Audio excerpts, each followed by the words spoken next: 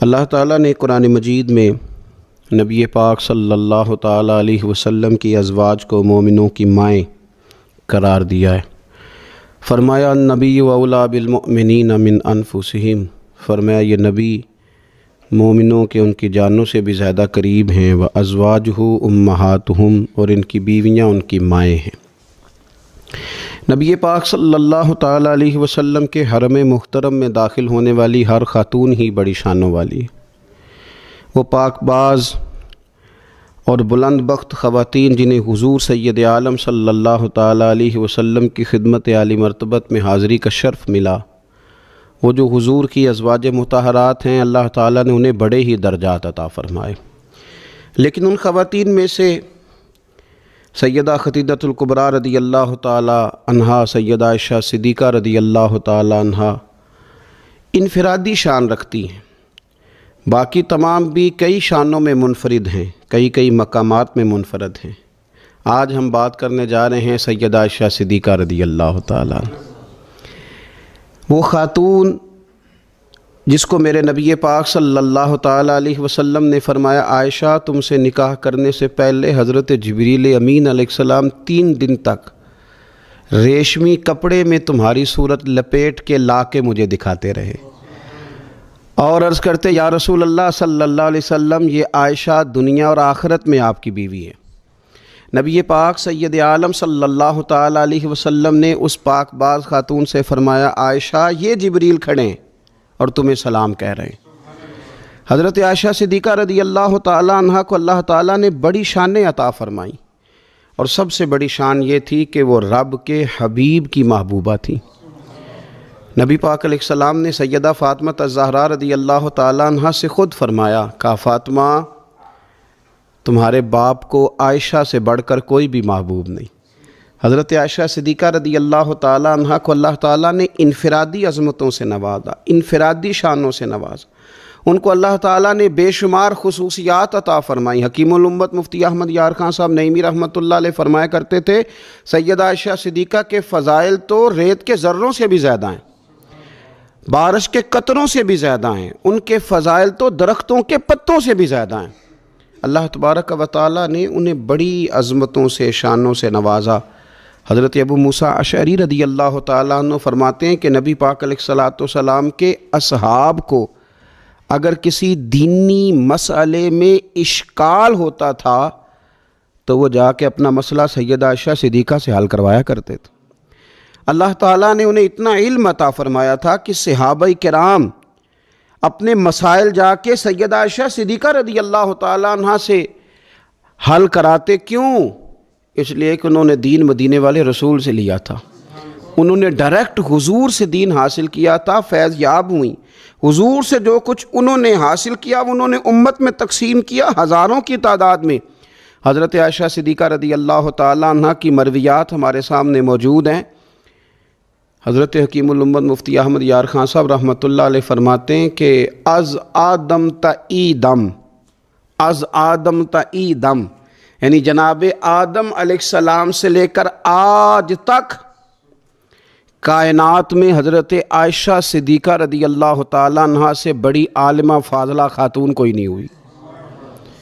انفرادی علم اللہ تعالیٰ نے انہیں عطا فرمایا، لوگ ان سے مسائل پوچھتے، لوگ ان سے بات کرتے، پھر علم تھا، اور علم کے ساتھ اللہ تعالیٰ نے انہیں تقوی کی توفیق عطا فرمائی تھی۔ صحبت مصطفیٰ کریم علیہ السلام کی برکت سے ان کے اندر اللہ تعالیٰ نے وہ خوبیاں جو تعلیم امت کے لیے، اور ہماری اس ماں کی وہ شانیں جن پر ان کی اولاد عمل کرے تو وہ اللہ کے قریب چلی جائے۔ حضرت عروہ بن زبیر رضی اللہ تعالیٰ عنہ فرماتے ہیں کہ یہ عجیب سخی خاتون تھی، 70,000 دینار میں نے ان کے ہاتھ میں دیکھے، سارے انہوں نے اللہ کے راستے میں خیرات کر دیے، لیکن جب میں نے ان کے اپنے کپڑے دیکھے تو ان کو پیوند لگے ہوئے تھے۔ 70,000 دینار خیرات کر رہی، اپنے کپڑوں کو پیوند لگے ہوئے۔ 1,00,000 دینار ان کے پاس تھا۔ ان کی خادمہ کہتی ہیں سارا ہی سیدہ عائشہ صدیقہ نے خیرات کر دیا۔ میں نے کہا اماں جی کو 1 دینار رکھ لیتی ہیں، آپ کا روزہ تھا، میں کچھ کھانا لے آتی، آپ کھا لیتی۔ تو فرمانے لگیں کہ پہلے یاد کراتی تو شاید میں رکھ لیتی، تو سب بانٹ دیا اللہ کے راستے میں۔ حضرت عائشہ صدیقہ نے یہ اثار حضور سے سیکھا، امت کو سکھایا۔ فرماتی ہیں ہم کوئی مجبور تھے فاقے کرنے پر؟ حضور کے در دولت پر تو خدا کے فضل سے بڑی نعمتیں آتی تھیں، لیکن حضور ساری ہی رب کے رستے میں خیرات کر دیا کرتے تھے۔ ان کے اندر پھر اتنا اثار کا جذبہ پیدا ہوا، اتنا انہوں نے ساری زندگی اتنی خیرات کی، اتنا اثار کیا کہ گنبد خضرا کا وہ حجرہ نور جس میں حضور علیہ السلام کا وہ نورانی مزار ہے جس پر 70,000 فرشتے صبح درود و سلام پڑھتے ہیں، 70,000 شام کو پڑھتے ہیں، وہ حضرت عائشہ صدیقہ کی ملکیت تھا۔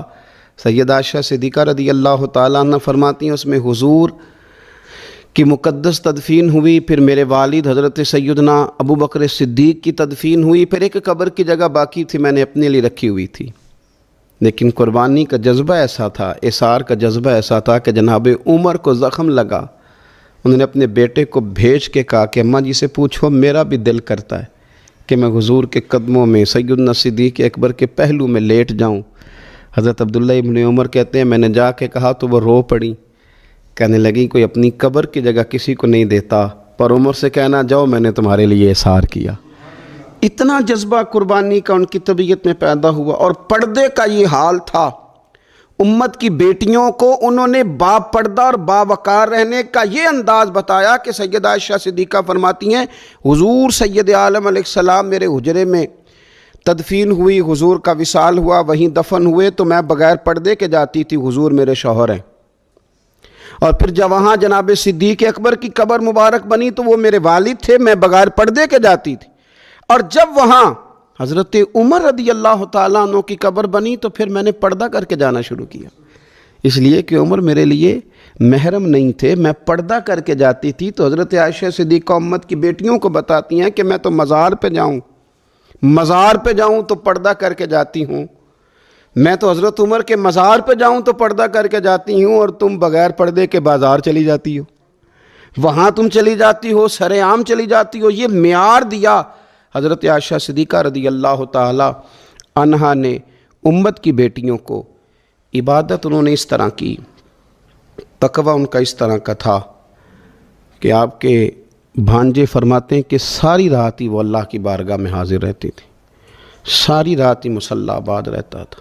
پھر بھی ایک دفعہ حضور کی بارگاہ میں عرض کیا انہوں نے، یا رسول اللہ میری بخشش کی دعا کر دیں، میرے گناہوں کی معافی کی دعا کر دیں، یہ عاجزی ہے۔ تو نبی پاک علیہ السلام نے دعا کر دی، اے اللہ عائشہ کے ظاہری بھی معاف کر دے، باطنی بھی معاف کر دے، اگلے بھی معاف کر دے، پچھلے بھی معاف کر دے۔ اتنی خوش ہوئیں کہ مسکراتے مسکراتے حضور کی گود میں آ گئیں۔ صحیح ابن حبان میں موجود ہے کہ نبی پاک نے فرمایا عائشہ اس دعا پہ تو بڑی راضی ہوئی ہے نا؟ یا رسول اللہ میں بڑی راضی ہوئی ہوں۔ تو دیکھنا حضرت عائشہ صدیقہ کے صدقے امت پر کتنا کرم ہو رہا ہے۔ حضور نے فرمایا تو بڑی راضی ہوئی ہے نا یہ دعا سن کے کہ اللہ اس کے ظاہری بھی معاف کر دے، باطنی بھی معاف کر دے، اگلے بھی معاف کر دے، پچھلے بھی معاف۔ حضور میں بڑی راضی ہوئی ہوں۔ تو حضور فرمانے لگے مجھے اللہ کی عزت کی قسم میں یہ دعا اپنی ہر نماز میں اپنے ہر امتی کے لیے کیا کرتا ہوں۔ یہ ہمیں حضرت عائشہ صدیقہ کے صدقے یہ دعا نصیب ہو رہی ہے۔ غریبوں کا بھلا کر رہی ہیں سیدہ عائشہ صدیقہ، اپنی اولاد کا بھلا کر رہی ہیں، امت کا بھلا کر رہی ہیں۔ حضرت عائشہ صدیقہ رضی اللہ تعالیٰ عنہ سخت گرمی میں بھی عرفہ کے دن کا روزہ رکھا ہوا تھا، اپنے اوپر پانی چھڑک رہی تھیں۔ تو کسی نے کہا اماں جی اس گرمی میں روزہ رکھنے کی اور نفلی روزہ رکھنے کی کیا ضرورت تھی؟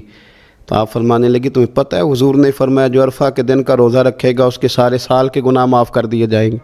تھوڑی دشواری ہوئی تو کیا ہوا؟ اس کیفیت کے ساتھ حضرت عائشہ صدیقہ رضی اللہ تعالیٰ عنہا کو اللہ تبارک و تعالیٰ نے شانیں عطا فرمائیں، عظمتوں سے نوازا، ان کو اللہ نے بڑی بلندیوں سے نوازا۔ حضرت عائشہ صدیقہ رضی اللہ تعالیٰ عنہا نہ بطور ناز کے فرمایا کرتی تھیں، کہتی تھی 10 خوبیاں لوگوں مجھے وہ ملی ہیں جو میرے علاوہ کسی حضور کی زوجہ کو نہیں ملی۔ سب کی الگ الگ خصوصیات ہیں نا، سب کی الگ الگ شانیں، انفرادیت ہے۔ فرماتی تھی 10 چیزیں مجھے ایسی ملی ہیں جو میرے علاوہ کسی کو نہیں ملی۔ اماں جی وہ کون سی؟ تو فرمانے لگی میرے علاوہ حضور نے کسی کنواری عورت سے نکاح نہیں کیا، پھر فرمانے لگی میرے علاوہ حضور کی کوئی بیوی ایسی نہیں، کوئی اہلیہ ایسی نہیں جس کا باپ بھی مہاجر ہو، جس کی ماں بھی مہاجر ہو۔ اور پھر فرمانے لگی لوگو اللہ تبارک و تعالیٰ کا کرم دیکھو، رب کریم نے میری برات اور میری پاک دامنی کا اعلان عرش سے جاری فرمایا ہے۔ عرش سے حضرت عائشہ صدیقہ کے بارے میں 18 آیتیں سورہ نور کی نازل ہوئی۔ پھر سیدہ عائشہ صدیقہ رضی اللہ تعالیٰ عنہ فرمانے لگی میں ہی وہ خاتون ہوں کہ نکاح سے پہلی ریشمی کپڑے میں لپیٹ کے حضرت جبریل میری صورت لا کے حضور کو دکھایا کرتے۔ پھر فرمانے لگی میں ہی وہ عورت ہوں، میں ہی وہ حضور کی اہلیہ ہوں کہ جس برتن سے حضور غسل کرتے تھے مجھے بھی اسی سے غسل کرنے کا شرف حاصل ہو جاتا تھا۔ پھر فرماتی ہیں لوگوں یاد رکھو میں ہی نبی پاک صلی اللہ تعالیٰ علیہ وسلم کی وہ بیوی ہوں کہ میں حضور کے سامنے سوئی رہتی تھی، حضور تہجد کی نماز پڑھتے رہتے تھے، گویا جو انوار و تجلیات تہجد کے وقت وہاں نازل ہوتے تھے مجھے بھی اس میں سے خیرات ملا کرتی تھی۔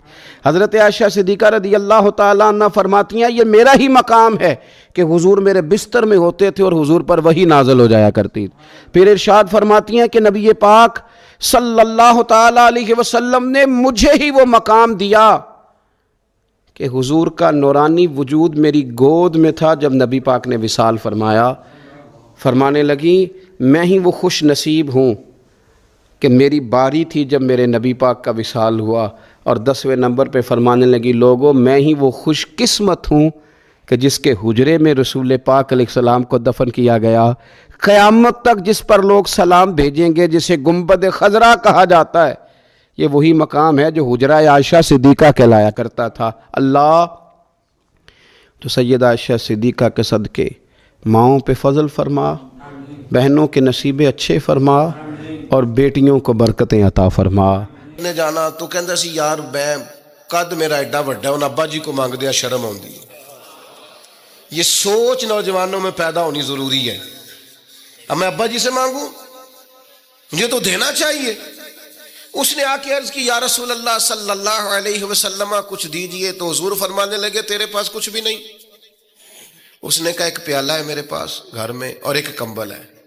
اتنا غریب بندہ ہے کوئی محفل میں جس کے گھر میں ایک ہی پیالہ ہو، ایک ہی کمبل ہو؟ کوئی بھی نہیں اتنے بڑے مجمع میں۔ لیکن اگر کوئی ہماری غریبی کا رونا پوچھے تو میرا خیال ہے ہر تیسرا بندہ دوسرا بندہ غریب ہے اور بڑا ہی غریب ہے۔ ایک پیالہ ایک کمبل، کریم نے فرمایا لے کے آؤ، وہ لائے تو محبوب فرمانے لگے کون خریدے گا؟ ایک نے کا 1 دینار، ایک نے کا 2 دینار۔ محبوب نے بولی لگوا دی، 2 دینار کا بیچ دیا۔ فرمایا جا 1 دینار کی روٹی لے جا۔ یہ نوجوانوں کو فکر دی کہ وہ انویسٹمنٹ میں تم نے ذات سے اپنے گھر سے لینی ہے۔ وہ 10-15 ہزار کا ٹھیلا بھی کسی سے نہیں کہنا تو لگا کے دے۔ جاؤ 1 دینار کا کھانا لے جاؤ، 1 دینار کا کلاڑا خرید کے لاؤ۔ صحابہ فرماتے ہیں وہ کلاڑا لایا، پر نصیب دیکھو اس کلاڑے میں دستہ نبی کریم نے اپنے دستے مبارک سے لگایا۔ فرمایا جا جنگل میں جا کے لکڑیاں کاٹ اور بیچ، کھا بھی اور کھلا بھی، پی بھی اور پلا بھی، 10 دن مجھے نظر نہ آنا۔ یارو یہ کیا بات ہوئی؟ مایوس رہنا، کمزور رہنا، فلانے نے میرے ساتھ تعاون نہیں کیا تو میں پیچھے رہ گیا، فلانے نے ہاتھ نہیں پکڑا۔ تو اپنی دنیا آپ پیدا کر، اگر زندوں میں خود جد و جہد کر، میدان میں اتر، ہمت کر۔ حضرت حسن بصری رحمت اللہ علیہ کے پاس ایک نوجوان نے آ کے عرض کی حضور بس آج کے بعد میں نے کام نہیں کرنا۔ فرمایا تمہیں کیا ہوا ہے؟ کہنے لگا آج میں نے عجیب منظر دیکھا ہے۔ میں نے دیکھا ہے کہ ایک شیر نے شکار کیا بکرے کا، آدھا کھایا ہے، آدھا منہ میں پکڑ کے پہاڑی پہ چڑھ گیا۔ وہاں ایک نابینا لومڑی بیٹھی تھی، باقی کا اس نے اسے کھلایا ہے۔ تو حضور میں یہ سمجھ گیا ہوں کہ جو رب اس نابینا لومڑی کے لیے بندوبست کرتا ہے میرے لیے بھی کرے گا، لہذا میں نے کام نہیں کرنا۔ حضرت حسن بصری بڑا مسکرائے، فرمانے لگے کہانی میں کردار تو نے 2 دیکھے، ایک شیر ایک لومڑی۔ فرمانے لگے کیا بات ہے تیری، تو نے لومڑی بننے کا پروگرام بنایا، شیر بننے کا کیوں نہیں بنایا؟ تو شیر بننا، شکار کر، خود بھی کھا دوسروں کو بھی کھلا۔ یہ کیا بات ہوئی؟ امت کے جوان فائلیں لیے دفتروں کے چکر لگاتے اور اپنی بغل میں کاغذات لیے امبیسیوں کے پھیرے کاٹتے اور ایجنٹوں سے سوال کرتے کہ مجھے ملک میں سے باہر جانا ہے، کیا طریقہ ہے؟ یہاں رہ کے بھی محنت ہو سکتی ہے، اپنی مٹی پہ چلنے کا سلیقہ سیکھو، سنگ مرمر پہ چلو گے تو پھسل جاؤ گے۔ دوستو سنو، میرے کریم نے فرمایا جا لکڑیاں، ایک پیشہ برا ہے میرے بھائیوں، ایک پیشہ، وہ ہے کسی کے آگے ہاتھ پھیلانا۔ باقی دنیا میں کوئی پیشہ برا، جو ٹھیلا لگاتا ہے اور مالٹے بیچتا ہے اور سیب بیچتا ہے، بڑا عزت والا آدمی، یہ شارٹ کٹ چھوڑ دو، دوسروں پہ بھروسہ کرنا چھوڑ دو۔ وہ شاعر ایک بیٹھا تھا نا، شاعر مجھ سے ناراض نہ ہو جائیں، تو کئی دفعہ وہ شعر و شاعری میں بھی ان کی حالت بڑی خستہ ہو جاتی ہے۔ جن دنوں لوگ پتلے کپڑے پہنتے ہیں، بعض شاعروں نے ان دنوں میں بھی موٹی چادر لی ہوئی ہوتی ہے۔ تو ایک جگہ بیچارہ بیٹھا تھا کونے میں، اللہ ماشاءاللہ سب کی بات نہیں، تو حالت ایسی خستہ تھی، ایک بندہ 5 روپے پھینک گیا، تو تھا خوددار، بڑی تکلیف کو اٹھا اپنے پیسے، تو اس نے کہا آپ کی حالت بتا رہی ہے، آپ کو ضرورت ہے۔ اس نے کہا ضرورت پڑی تو اللہ رسول سے مانگوں گا، تیرے سے کیوں مانگوں گا؟ شعر بڑا قیمتی کہا، اس نے کہا یہ آرزوئے کرم اور میں آپ سے کروں، یہ آرزوئے کرم اور میں آپ سے کروں، یہ بھیک اس کو دیجئے جس کا خدا نہ ہو۔ میں تو وارث ہے میرے اللہ رسول، میں کو لوارث ہوں کہ تیرے سے مانگتا پھروں؟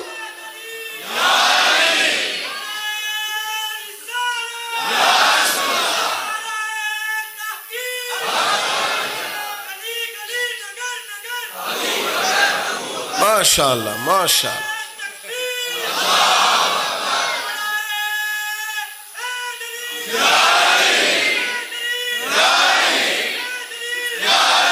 بس ہم سمجھے ہماری قیمت وصول ہو گئی، اگر خودداری پر نوجوان نعرے لگانے لگ گئے تو پھر تو بات بن گئی، لگتا ہے محنت کا ارادہ بن گیا ہے۔ انشاءاللہ تعالی کشکول ٹوٹنے کا ٹائم آ گیا ہے، کرم کی برکھا برسے گی، یہی ملت کا جوان قیادت کرے گا۔ اور یاد رکھنا، ہمیشہ قیادتیں غریبوں کے بچوں نے کی ہیں، جنہوں نے آدھی قیمت پہ کتابیں لے کے پڑھی ہیں، بڑی ڈگریاں انہوں نے حاصل کی ہیں۔ یہ کمزور نہ پڑھو، نبی پاک داعیہ اللہ ہے، حضور نے جگایا ہے، 15 دن نظر نہ آنا، مزدوری کر۔ وہ نوجوان 15 دنوں کے بعد آیا، اب تیرا حال کیا ہے؟ اس نے کہا حضور پہلے ایک پیالہ تھا نا، اب سارے گھر کے برتن بن گئے، پہلے ایک بستر تھا، اب سارے گھر کے بستر۔ اور نوجوانوں، ہم نے سہارا بننا ہے۔ ماں سے کہنا ہے اب تو نے آنسو نہیں بہانے، تیرا پتر بڑا ہو گیا ہے۔ بہن سے کہنا ہے اب تو کبھی پریشان نہیں ہوگی، تیرا بھائی بڑا ہو گیا ہے۔ بوڑھے باپ کے پاس بیٹھ کے کہنا ابا جی بس اب آنسو پوچھ دو، آج کے بعد پریشان نہیں ہونا، پتر جوان ہے۔ اپنی بیوی سے، بچوں سے کہنا کہ کسی خواہشات پوری کرنے کے لیے تمہیں دیر تک انتظار نہیں کرنا پڑے گا، ہم میدان میں ہیں، بس اپنی مٹی پہ چلنے کا سلیقہ سیکھو، سنگ مرمر پہ چلو گے تو پھسل جاؤ گے۔ نبی پاک نے محنت کو سپورٹ کیا ہے، مشقت کو سپورٹ کیا۔ حضور علیہ السلام نے فرمایا سب سے بہترین کمائی وہ ہے جو تو اپنے 2 ہاتھوں سے محنت کر کے کھاتا ہے۔ فرمایا اللہ کے نبی حضرت داؤد علیہ السلام محنت کر کے کمایا کرتے۔ سنگیوں کام کرنا۔ اور دوسری بات، بھروسہ اللہ رسول پہ، بھروسہ۔ ادھر دیکھو میری طرف، دنیا داروں سے امیدیں لگا لیتے ہو بہت زیادہ، تو وہ دنیا دار بندے بیچارے کمزور ہوتے ہیں۔ جی یہ الیکشن کے دن تھے، گزشتہ سے پیوستہ الیکشن جو گزرا ہے، تو میرا ایک پیار والا دوست بھی ایک کیم این اے کے امیدوار کا بڑا ووٹر سپورٹر تھا۔ یہاں اس نے اس کا بیج فوٹو والا لگایا ہوا تھا۔ میں رات کو دیر سے جلسے سے لوٹ رہا تھا تو وہ کھڑا تھا باہر، اور اندر امیدوار صاحب تقریر کر رہے تھے۔ میں نے کہا ادھر آ، وہ آ گیا۔ میں نے کہا تو بڑا ووٹر سپورٹر ہے، جا تقریر سن جا کے، تیرا لیڈر تقریر کر رہا ہے تو باہر گھوم رہا ہے۔ کہندا ہے پیر صاحب جھوٹ پہ ماردا جے، سارے جھوٹ بول رہا ہے، کرنا کرانا کچھ نہیں۔ تو میں کہ یار جی ایڈے پکے ووٹر سپورٹر نو بھی پتہ ہے کہ جھوٹ پیا ماردا ہے، تو ہم تو ویسے ہی سپورٹر نہیں ہیں، ہم نے تو کی محبت تو سیاست کا چلن چھوڑ دیا، ہم اگر عشق نہ کرتے تو حکومت کرتے۔ او بھائی جب پکے ووٹر سپورٹروں کو امیدیں نہیں ہیں تو آپ کن سے امیدیں لگائے بیٹھے ہیں؟ آپ جدوجہد کریں اور امیدیں اللہ رسول سے۔ نبی پاک علیہ السلام نے فرمایا جو رب پہ بھروسہ کرے گا اللہ کی رحمت اس کی کفایت کرے گی۔ وَإِن يَتَوَكَّلْ عَلَى اللَّهِ فَهُوَ حَسْبُهُ، وہ اللہ پہ بھروسہ کرے گا اللہ اس کے لیے کافی ہو جائے گا۔ ادھر دیکھو یار موبائلوں والے دوستو، بات سنو، گھبراہٹ نہیں، ٹینشن نہیں، انزائٹی نہیں، ڈپریشن نہیں۔ مومن اور ڈپریشن، مومن اور انزائٹی، مومن اور ٹینشن، او جی مجھے پتہ نہیں مجھے کیا ہو رہا ہے، جی مجھے خوف آتا ہے۔ آپ کو خوف آتا ہے مومن ہو کے؟ آپ کو یہ کرونا کے دن تھے تو مجھے لے گئے ایک سرکاری ہاسپٹل میں، آپ کچھ یہاں بات کریں، لوگوں کو حوصلہ دیں، تو ایک ڈاکٹر صاحب مجھ سے کہنے لگے جی مجھے نہ تنگ جگہ بڑی گھٹن ہوتی ہے، تو موت سے بڑا ڈر آتا ہے، قبر تو بڑی تنگ ہوتی ہے۔ میں نے کہا ڈاکٹر صاحب کچھ بھی نہیں، کہنے لگے سانس ہی نہیں آتا، چاروں جانب سے بند ہے۔ تو میں نے کہا بچہ بھی تو ماں کے پیٹ میں سانس لیتا ہے نا۔ آپ نے تو سبحان اللہ کہا، وہ ڈاکٹر تھے انہوں نے نہیں کہا۔ وہ کہنے لگی جی اتنے اماں لیندی صاحب، ہنستے نہیں جی، باتیں ہنسنے کو نہیں سنا رہا، میں فکری باتیں کر رہا ہوں۔ کہا وہ تو اماں آکسیجن لیتی ہے تو بچے کو جاتی ہے۔ تو میں نے کہا چلیں ڈاکٹر صاحب وہ جو انڈے سے بچہ نکلتا ہے اس کے تو چارب جانو کوئی صورت نہیں ہوتی سانس کی۔ تو مجھے کہنے لگے آپ کہنا کیا چاہتے ہیں؟ میں نے کہا میں یہ کہنا چاہتا ہوں قبر کی دو حالتیں ہیں، قبر دوزخ کے گڑھوں میں سے گڑھا بھی ہے اور جنت کے باغوں میں سے باغ بھی ہے۔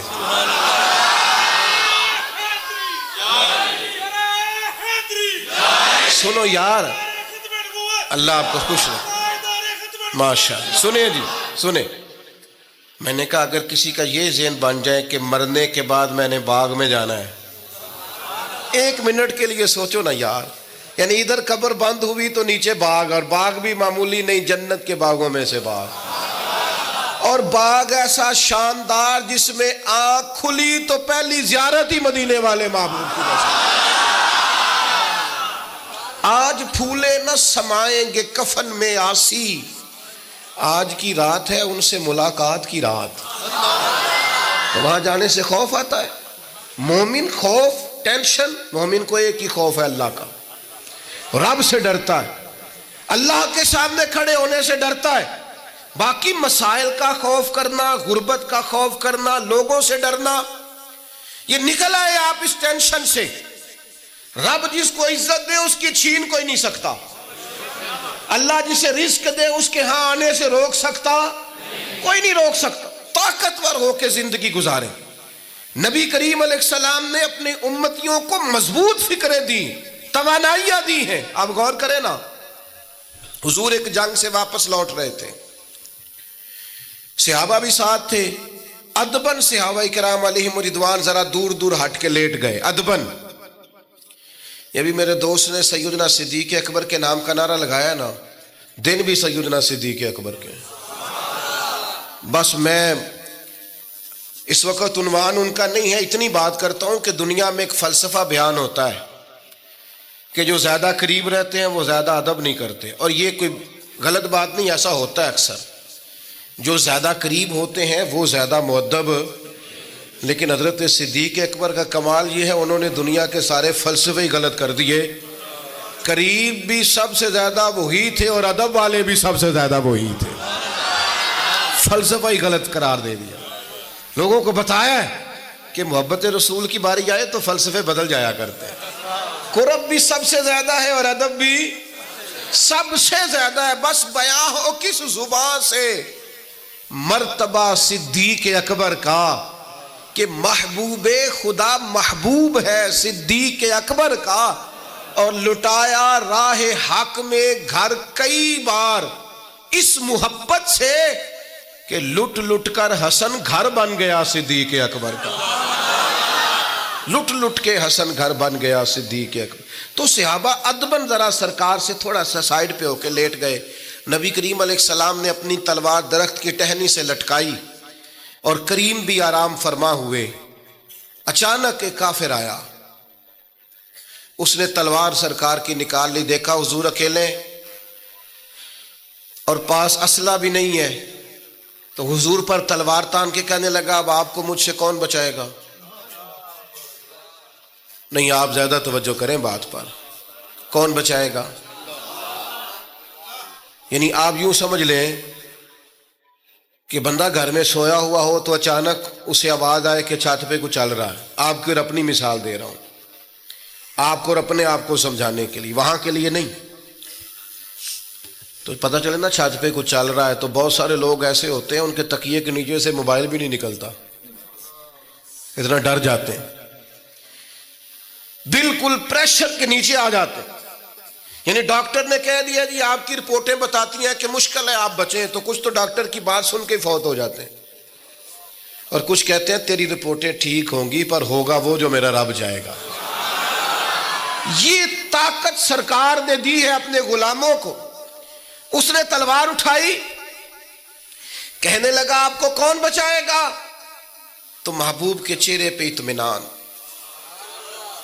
اور وہ جو اللہ نے میرے محبوب علیہ السلام کو روب دیا ہے, محبوب اسی حالت میں زیر لب مسکرائے اور فرمایا مجھے کون بچائے گا, مجھے میرا اللہ بچائے گا. اس میں بڑی طاقت ہے, اس لفظ میں بڑی طاقت ہے. کو مشکل آئے تو تعلقات نہ لڑایا کرو, وہ فائلوں میں رکھے کارڈ نہ نکالا کرو کہ فلانے کو فون کرتا ہوں. کبھی بھی مشکل آئے تو سب سے پہلے مصلی بچھایا کرو, اللہ کے حضور حاضری دیا کرو, طاقتور ہو جاؤ. نبی کریم علیہ السلام نے فرمایا مجھے میرا اللہ بچائے گا. بس یہ لفظ کہے وہ کانپا, تلوار گری, کریم مسکرائے, تلوار اٹھائی, فرمایا لو بھی مجھے تو اللہ نے بچا لیا, تو بتا تجھے کون بچائے گا.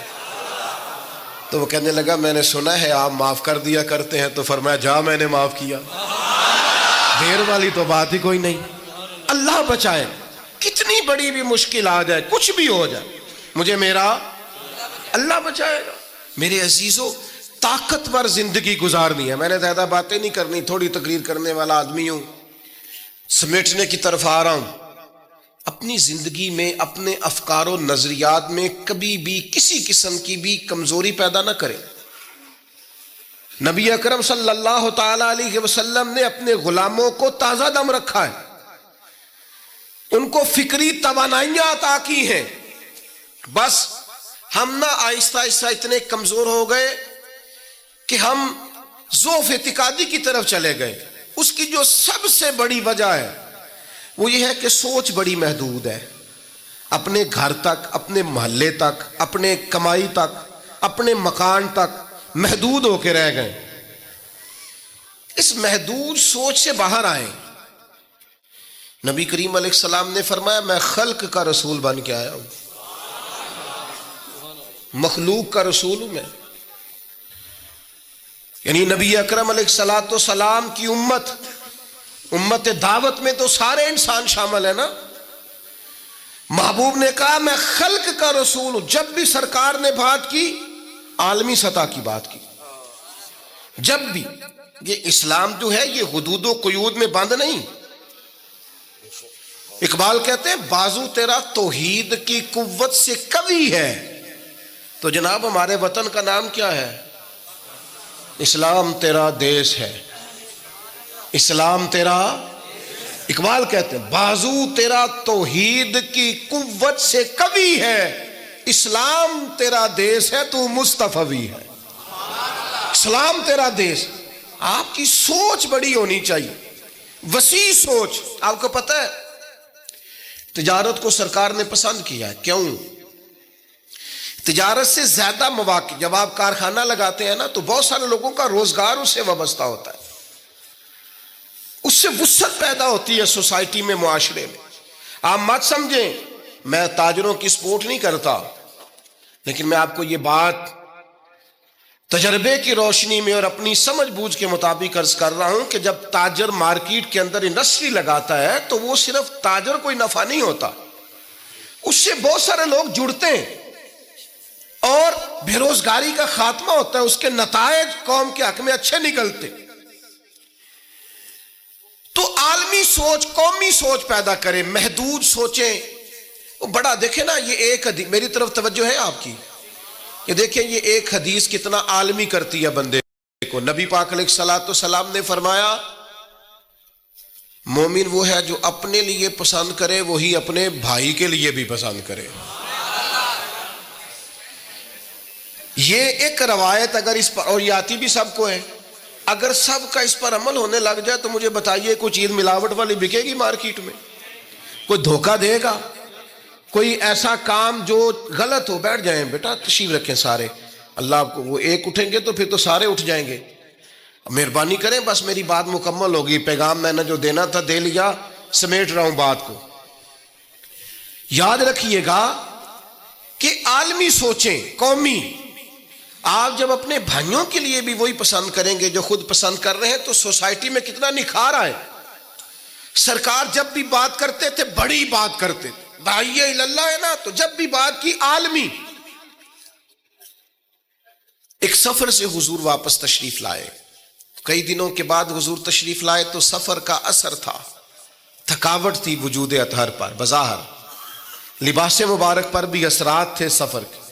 سیدہ طیبہ طاہرہ حضرت سیدہ زہرا رضی اللہ تعالی عنہ، آپ نے جب دیکھا نا سرکار کی کیفیت کو تو آنکھوں میں آنسو آ گئے، تو عرض کرنے لگیں، رو کے عرض کرنے لگیں، یا رسول اللہ آپ دین کے لیے کتنی مشقت برداشت کرتے ہیں، کتنی آپ تکلیف اٹھاتے ہیں، آنسو بہائے۔ اب مجھے بتائیے ہمارا کوئی بچی بچہ ایسی بات کرے تو ہم کہتے ہیں تجھے تو ایک دو کا پتہ ہے، میرے تو بہت زیادہ ہے، تو کتاب کھول دیتے ہیں۔ جب کہا یا رسول اللہ آپ کتنی تکلیف اٹھاتے ہیں تو پتہ ہے نبی کریم نے کیا فرمایا؟ حضور فرمانے لگے فاطمہ آپ کے والد کو اللہ نے بڑے مقاصد کے لیے دنیا میں مبعوث فرمایا، بڑے مقاصد کے لیے دنیا میں مبعوث فرمایا ہے۔ فرمایا نہ کوئی گھر کچا بچے گا، نہ پکا بچے گا، نہ کوئی جھونپڑی بچے گی جہاں اللہ تعالیٰ ہمارے دین کے پیغام کو پہنچا نہیں دے گا۔ تو جب بڑے مقاصد کے لیے نکلنا ہے تو پھر یہ صحبتیں تو چلیں گی، یہ آزمائشیں تو چلیں گی۔ میرے بھائیوں، وسیع الظرفی، وسیع القلبی، کشادہ سینہ، بڑا دل، بڑا حوصلہ، بڑی سوچیں، بڑے افکار اپنی زندگی میں پیدا کریں۔ نوجوانوں، آرام پسندی تھوڑی کم کرو، ہر وقت لیٹنا، ہر وقت آرام تلاش کرنا یہ کمزور کر دیتا ہے جوانوں کو۔ لقد خلقنا الانسان فی کبد، ہم نے انسان کو مشقت میں رہتا ہوا پیدا کیا۔ میں نے ابھی دوستوں سے کہا ہے، پھر آپ کی خدمت میں عرض کرتا ہوں، رات ہو گئی ہے تقریباً 11 گھنٹے کی، 7 بجے عشاء ہوتی ہے اور 6 بجے کے بعد ہی عموماً سب جگہوں پہ فجر کی نماز ہوتی ہے، تو 11 گھنٹے کی رات بنتی۔ بہت زیادہ بھی ڈاکٹر کہتا ہے کوئی سوئے تو 8 گھنٹے سو لے، نیند پوری ہے۔ اگر عشاء کے بعد موبائل کرو جلدی بند، تو ذرا سحری میں اٹھو، بندہ ہو جوان اور اٹھ کے پڑھے تہجد، تو مزہ نہیں آ جاتا؟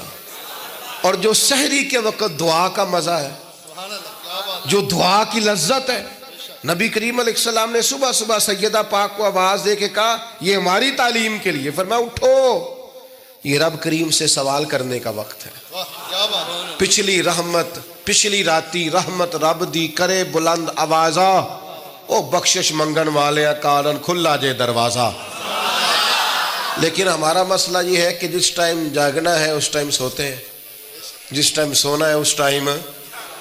ایک گزارش تو یہ ہے کہ کوشش کریں ان راتوں میں تو کم از کم تہجد پڑھی جائے، اور یہ کوشش کر کے دیکھیں مزہ آئے گا۔ اور پھر ادھر ادھر لوگوں کو دکھ بتانے کی بجائے نا، جب تہجد کی 2 رکعتیں پڑھ لے تو سارا اپنے رب کی بارگاہ میں عرض کر دے، بوجھ بھی ہلکا ہوگا دل کا، راز بھی رکھا جائے گا اور کرم بھی ہو جائے گا۔ اور دوسری گزارش یہ ہے کہ سرکار دو عالم علیہ السلام نے نوجوانوں سے کہا تھا جوانوں یا نکاح کرو یا روزے رکھو. یہ بڑے آسان دن ہے روزے رکھنے کے لیے. کم از کم پیر کا تو ضرور رکھے نا. ٹھنڈا وقت ہے, کچھ نہ کچھ وقت یہ آپ کو جو عبادت ہے یہ مضبوط کرے گی, دنیا داروں سے بے نیاز کرے گی. سب سے طاقتور وہ مومن ہوتا ہے جسے رب کو منانا آتا ہے. دعا ہتھیار ہے مومن کا. مصلح کے ساتھ وابستگی پیدا کرے, یہ باقی سارے چکروں سے باہر آ جائیں. مجھے ایک نوجوان نے کہا کہ یہ لوگ مشہور کیسے ہوتے ہیں؟ میں نے کہا ایک تو شہرت وہ ہے جو لوگ کشید کرتے ہیں, یہ لیے پھرتے ہیں بیچارے. آج کل بہت سارے لوگ جیسے بھی مشہور ہونا پڑے ہونا ہی ہونا ہے, یہ خطرناک ہے. ایک شہرت وہ ہے جو خدا اپنے فضل سے دیتا ہے. اللہ اپنے کون سی سیجعل لہم الرحمن ودا, فرمایا جو ایمان لانے کے بعد اچھے عمل کرے گا رحمان لوگوں کے دلوں میں محبت پیدا فرما دے. یہ خدائی ہے محبت, خدائی. تو یہ کشید نہ کریں, اللہ جو عطا کرے اس پر توجہ کریں. ایک تو میں نے آپ کی خدمت میں یہ بات عرض کی ہے کہ ہم نے کوشش کرنی ہے محنت کرنے کی, کسی دنیا دار کے ہاتھوں کی طرف دیکھنا, محنت کریں گے انشاءاللہ, کوشش کریں گے. اور دوسرا بھروسہ کرنا ہے رب رسول پہ. اور تیسرا ذہن رکھنا ہے ذرا وسیع قسم کا, محدود سوچیں پیدا نہیں کرنی. اللہ تعالی ہماری حاضری کو قبولیت کا شرف عطا فرمائے. اب دعا فرمائے. اللہم صلی علی سیدنا و مولانا محمد معدن الجود والکرم وعلی آلہ وبارک وسلم. اللہ ہماری حاضری قبول فرما, ہمارے گناہوں کو معاف فرما, ہماری غلطیوں سے درگزر فرما, ہمارے علم کو نافع, عمل کو صالح فرما, امت کے حق میں رحمت والے فیصلے فرما, وطن عزیز پاکستان پر نگاہ لطف و عنایت فرما, بیماروں کو شفا عطا فرما, مقروضوں کو قرض کے بوجھ سے رہائی نصیب فرما, تنگ دستوں کے رزق میں وسعت فرما. اللہ تعالیٰ دنیا ہو یا آخرت ہو ہماری پردہ پوشی فرما, ہماری پردہ پوشی فرما, ہماری پردہ پوشی فرما. اس محفل کو سجانے والوں اور تشریف لانے والوں سب کو دارین کی برکتیں عطا فرما. رب اغفر وارحم وانت خیر الراحمین. وصلی اللہ تعالی علی حبیبہ سیدنا محمد. احباب سے گزارش ہے توجہ فرمائیں, کھڑے نہیں ہونا, بیٹھ جائیں. آپ پیر صاحب تشریف لے جا رہے ہیں, کسی کو جو اجازت نہیں ہے مسافر کرنے کی مہربانی فرمائیں. آپ سیکورٹی خدشات ہیں, مہربانی کریں آپ. اور ایک اعلان سماعت کریں. مورخہ 17 جنوری بروز جمعۃ المبارک بعد نماز عشاء عظیم پیغام اسلام کانفرنس